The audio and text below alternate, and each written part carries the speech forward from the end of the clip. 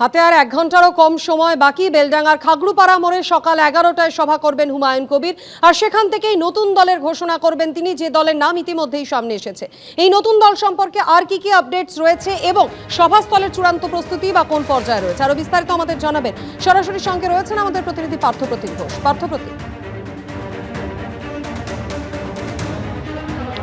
দেখো, আজকে সকাল 11টা থেকে জমায়েত হবে, 12টা থেকে সভা যে কাজ সেটা শুরু হবে এবং 1টা নাগাদ হুমায়ুন কবির তার যে নতুন দলের নাম জনতা উন্নয়ন পার্টি সেটার ঘোষণা করবেন। আমি এই মুহূর্তে যে ছবিটা সেটা হচ্ছে একেবারে সভা মঞ্চের ছবিটা আমার সহকর্মী প্রবীর থেকে দেখাতে বলবো। দেখতে পাচ্ছ সেখানে লেখা রয়েছে জনসমাবেশ এবং সেখানে একটা এলইডি স্ক্রিন নিয়ে আসা হয়েছে। অর্থাৎ এই যে পার্টি লঞ্চ হবে আজকে হুমায়ুন কবিরের, সেই পার্টি লঞ্চিংয়ের যে প্রোগ্রাম সেটা কিন্তু দেখানো হবে।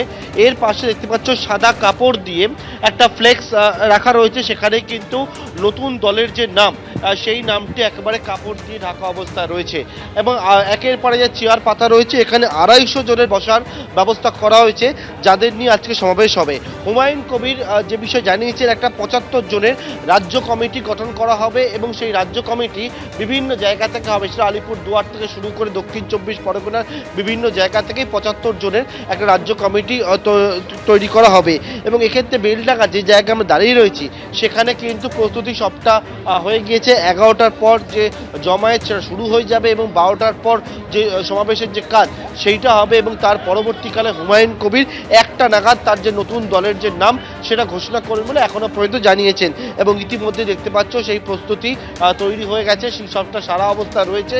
নতুন দলের নাম ঘোষণা করবেন হুমায়ুন কবির এবং ইতিমধ্যে তিনি গতকালকেই যে বিষয়টা জানিয়েছেন যে আজকে এখানে কিন্তু মানুষের বাউন্সার থাকবে এবং তারা মূলত মানুষের যে সমস্যা এবং সেই সমস্যা নিয়ে তাদের পার্টি আগামী দিনে এগিয়ে যাবে এবং পার্টির নামটা একেবারে 3টে সংখ্যায় তিনি যে বিষয়টা জানিয়েছেন এবং এক্ষেত্রে জনতা উন্নয়ন পার্টি হবে হুমায়ুনের নতুন দলের নাম এবং সেটার জন্য একেবারে সমাবেশের যে প্রস্তুতি সেটা শুরু হয়ে গেছে। ইতিমধ্যে কয়েকজন আসতেও শুরু করেছে এবং 11টার পর থেকে সেই মূল জমায়েতটা শুরু হবে এবং 12টার পর এখান থেকে যে সমাবেশের সূচনা সেটা করবেন হুমায়ুন কবির। ধন্যবাদ পার্থপ্রতিম। আমরা দেখছি হুমায়ুনের কর্মসূচি ঘিরে সাজো সাজো বেলডাঙ্গায়। কর্মসূচি যাতে নির্বিঘ্নে হয় সেজন্য নিয়োগ করা হয়েছে 600 জন স্বেচ্ছাসেবককে, আর সেই ছবি তুলে ধরেছেন আমাদের প্রতিনিধি রাজীব চৌধুরী। কর্মকাণ্ড পরিচালনা করার জন্য 600 জন স্বেচ্ছাসেবক নিয়োগ করা হয়েছে, যারা স্থানীয় যুবক বলেই জানতে পারছি এবং যাদের জন্য টিফিনের ব্যবস্থা করা হয়েছে, দুপুরে বিরিয়ানির ব্যবস্থা করা হয়েছে।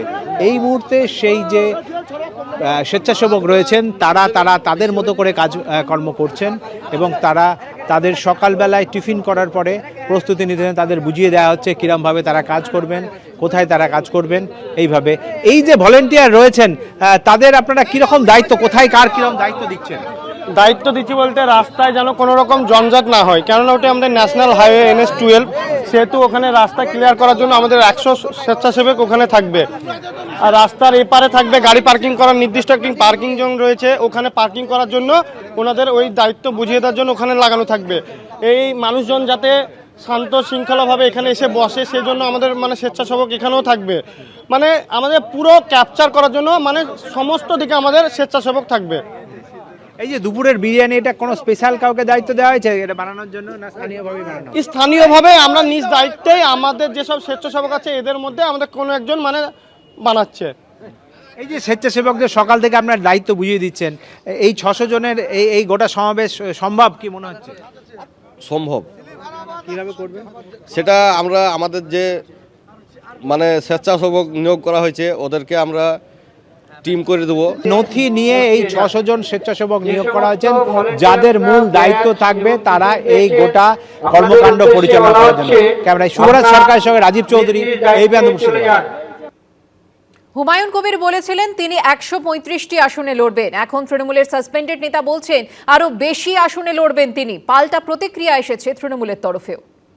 135 বলেছিলাম, ওটা আরো বাড়বে, মিনিমাম 182 আসন থাকবে বা প্রয়োজন হলে 294 লড়ব।